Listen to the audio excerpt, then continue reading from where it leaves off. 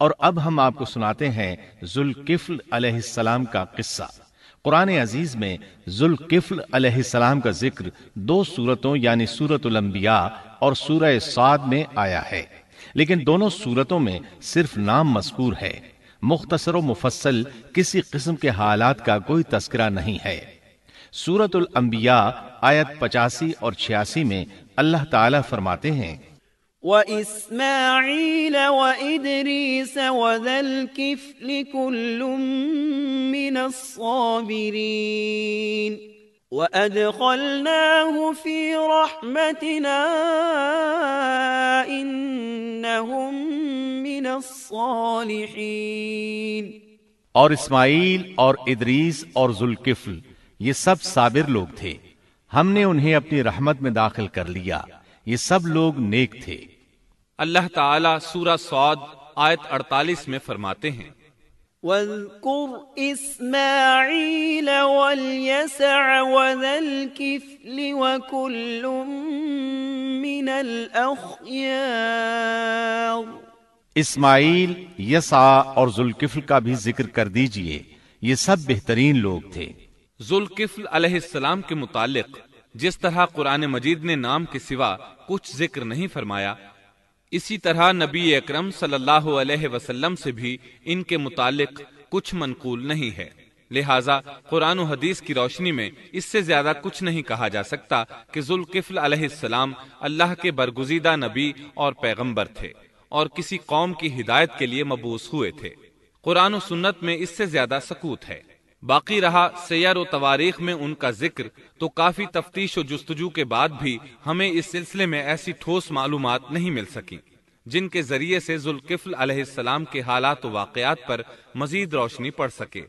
چنانچہ تورات بھی خاموش ہے اور اسلامی تاریخ بھی۔ البتہ ابن جریر رحمت اللہ علیہ نے مشہور مفسر تابعی مجاہد رحمت اللہ علیہ سے ان کے متعلق ایک قصہ نقل کیا ہے۔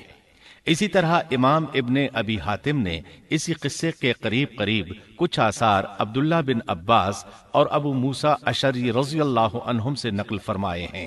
یہ طویل روایات ہیں، ان میں ہے کہ ابن عباس اور ابو موسیٰ اشعری رضی اللہ عنہم فرماتے ہیں کہ ذوالکفل نبی نہیں تھے بلکہ وہ ایک نیک اور صالح آدمی تھے،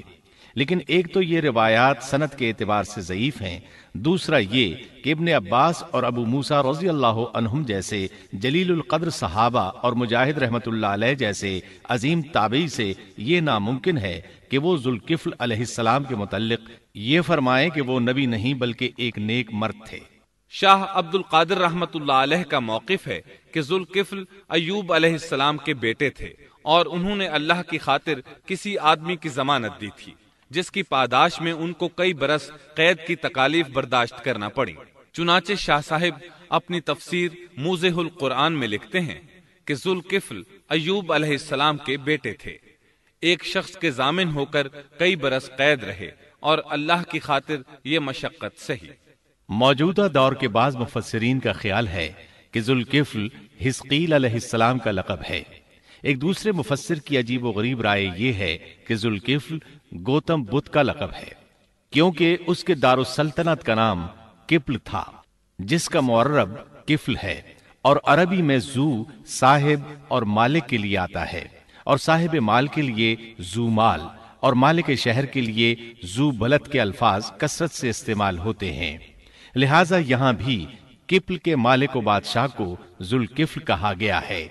اس مفسر نے یہ بھی دعویٰ کیا ہے کہ گوتم بدھ کی اصل تعلیم توحید اور حقیقی اسلام ہی کی تعلیم تھی، مگر اس کی موجودہ صورت دوسرے ادیان کی طرح محرف اور مسخ شدہ ہے، لیکن یہ اقوال قیاس و آراء سے زیادہ تاریخی حیثیت سے کوئی وقت نہیں رکھتے۔ ہم اس تعصب کے قائل نہیں ہیں کہ اگر صحیح تاریخ سے یہ ثابت ہو جائے کہ قرآن نے جن انبیاء کے صرف نام ذکر کیے ہیں ان کا مصداق فلاں برگزیدہ ہستی ہے، اور اس کا انکار صرف اس لیے کر دیا جائے کہ اس سے پہلے چونکہ ایسی بات کسی نے نہیں کہی اس لیے یہ قابل رد ہے۔ یقیناً ہم اس حقیقت کو تسلیم کرتے ہیں کہ تاریخی حقائق کی جستجو کا باب بند نہیں ہوا، اور آئے دن نئی نئی تحقیقات سامنے آ رہی ہیں اور جدید انکشافات ہو رہے ہیں، بلکہ ان کے ذریعے قرآن مجید اور احادیث رسول کے بیان کردہ واقعات کی تصدیق ہوتی چلی جا رہی ہے۔ ملحد و بے دین لوگ ان کا انکار اس لیے کرتے اور کرتے آ رہے ہیں کہ تاریخ اور فلسفہ ان کا ساتھ نہیں دیتے، لیکن اگر قرآن کریم کی بیان کردہ کسی ہستی کے متعلق مزید انکشافات روشنی میں آئیں تو ہمارے لیے انکار کا باعث نہیں بلکہ مخالفین پر مزید حجت اور دلیل ہیں۔ لیکن اس حقیقت کے اقرار کے باوجود اس سے یہ بھی لازم نہیں آتا کہ کسی واقعے کے متعلق کوئی شخص اگر محض اپنے وہم و گمان اور قیاس و انداز سے بے دلیل کوئی بات کر دے تو ضرور اس کو مان لیا جائے۔ چنانچہ ذوالکفل علیہ السلام کو گوتم بدھ قرار دینا ابھی تک اس سے زیادہ کوئی حیثیت نہیں رکھتا۔ ہمارے لیے دنیا کے مختلف گوشوں میں اللہ کے فرستادہ نبیوں پر ایمان لانے کے لیے قرآن کی وہ تینوں دفعات کافی ہیں جو دین اسلام کا امتیازی وصف ہیں۔ سورۃ الفاتر آیت 24 میں اللہ تعالیٰ فرماتے ہیں، وَإِن مِّنْ أُمَّةٍ إِلَّا خَلَا فِيهَا نَذِيرٌ، اور کوئی امت ایسی نہیں ہوئی جس میں کوئی ڈر سنانے والا نہ گزرا ہو۔ سورۃ المومن آیت 78 میں اللہ تعالیٰ فرماتے ہیں، مِّنْهُم مَّن قَصَصْنَا عَلَيْكَ وَمِنْهُم مَّن لَّمْ نَقْصُصْ عَلَيْكَ، بعض انبیاء کے واقعات ہم آپ کو بیان کر چکے ہیں اور ان میں سے بعض کے قصے تو ہم نے آپ کو بیان ہی نہیں کیے۔ سورۃ البقرہ آیت 136 میں اللہ تعالیٰ فرماتے ہیں، لا نفرق بین احد من رسله، ہم رسولوں میں سے کسی کے درمیان فرق نہیں کرتے۔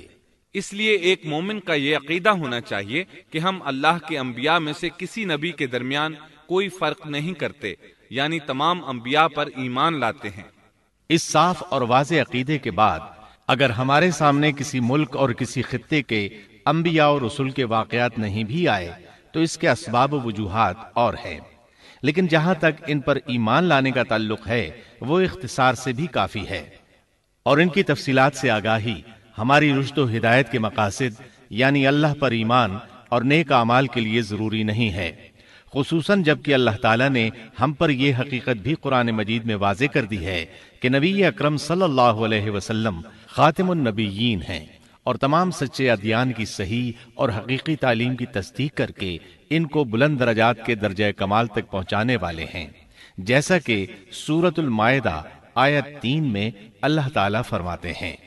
اليوم اکملت لکم دینکم واتممت علیکم نعمتی ورضیت لکم الاسلام دینا، آج میں نے تمہارے لیے دین کو کامل کر دیا اور تم پر اپنا انعام بھرپور کر دیا اور تمہارے لیے اسلام کے دین ہونے پر رضامند ہو گیا۔